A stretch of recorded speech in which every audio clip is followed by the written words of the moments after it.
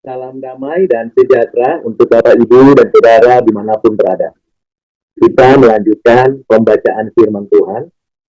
Hari ini kita membaca dari kitab Keluaran, pasal yang ke-25, ayat 1 sampai dengan ayat yang 9. Demikianlah firman Tuhan. Berfirmanlah Tuhan kepada Musa, katakanlah kepada orang Israel, supaya mereka memungut bagiku persembahan khusus dari setiap orang yang terdorong hatinya. Haruslah kamu pungut persembahan khusus kepadaku itu. Inilah persembahan khusus yang harus kamu pungut dari mereka: emas, perak, tembaga, kain ungu tua, kain ungu muda, kain kirmisi, lenan halus, bulu kambing, kulit domba jantan yang diwarnai merah, kulit lumba-lumba dan kayu penaga, minyak untuk lampu, rempah-rempah untuk minyak urapan dan ukupan dari wangi-wangian, permata krisopras dan permata tatahan, untuk baju efod dan untuk tutup dada. Dan mereka harus membuat tempat kudus bagiku, supaya aku akan diam di tengah-tengah mereka, menurut segala apa yang kutunjukkan kepadamu, sebagai contoh memasuki dan sebagai contoh segala perabotannya. Demikianlah harus kamu membuatnya. Bapak, Ibu, dan Saudara yang dikasihi di dalam Kristus, firman Tuhan yang sudah kita dengar, kita merenungkannya untuk kita mendapatkan pembelajaran dari firman Tuhan ini. Ayat-ayat yang baru saja kita dengarkan memberikan kepada kita gambaran yang secara umum bagaimana seharusnya setiap orang memberikan persembahan kepada Tuhan. Memberikan persembahan kepada Tuhan haruslah dengan satu sikap hati yang sungguh-sungguh, yang serius, yang penuh dengan hormat dan gentar kepada Tuhan. Ini hal yang mendasar dari setiap perbuatan persembahan kita kepada Tuhan. Yang kedua yang kita dapat perhatikan gambaran dari penjelasan firman ini memberikan kepada kita pengajaran bahwa Tuhanlah yang menentukan apa saja yang kita persembahkan kepada Tuhan. Bukan kita yang menentukan persembahan-persembahan, jenis-jenis persembahan, atau materi, bentuk, dan model persembahan yang kita persembahkan kepada Tuhan. Tetapi Tuhan sendirilah yang menentukan. Baik itu emasnya, peraknya, kainnya, kulit-kulit hewan, dan sebagainya. Semuanya itu Tuhan yang menentukan.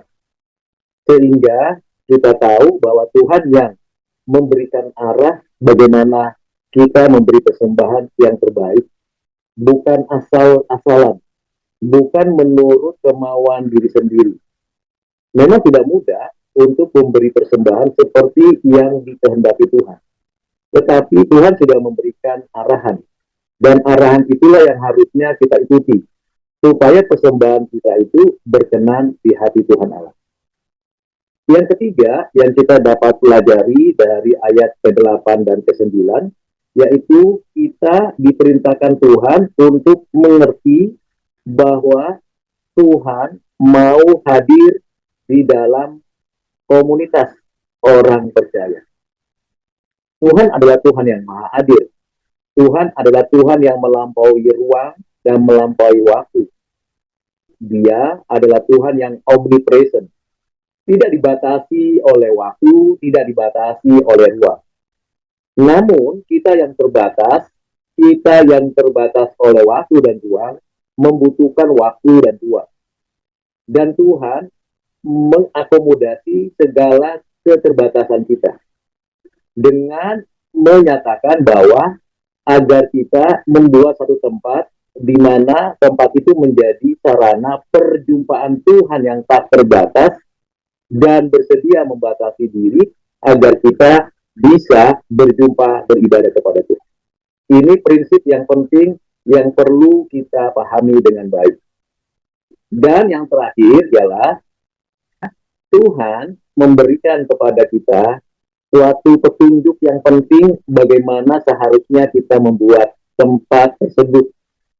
Musa, seorang abdi Allah, nabi yang dipanggil dan diutus oleh Allah, mendapatkan privilege, mendapatkan kekhususan berjumpa dengan Tuhan selama kurang lebih 40 hari, 40 malam di atas Gunung Sinai, tidak hanya mendengar firman, mendapatkan kebenaran-kebenaran Allah untuk dituliskan, tetapi juga Musa diberikan penglihatan, suatu prototipe dari kemah suci untuk menjadikan itu suatu desain kemah suci yang digunakan nantinya oleh umat Tuhan.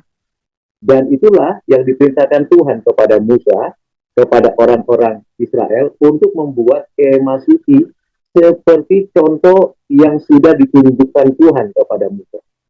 Lagi-lagi di sini kita diingatkan oleh Tuhan untuk membuat suatu tempat ibadah, membuat perabot-perabot untuk ibadah itu bukan kemauan dan atas kehendak kita, tetapi itu sepenuhnya berdasarkan petunjuk dari Tuhan. Dari 4 hal yang sudah Tuhan berikan kepada kita pembelajaran ini, apa penerapannya untuk kita saat ini?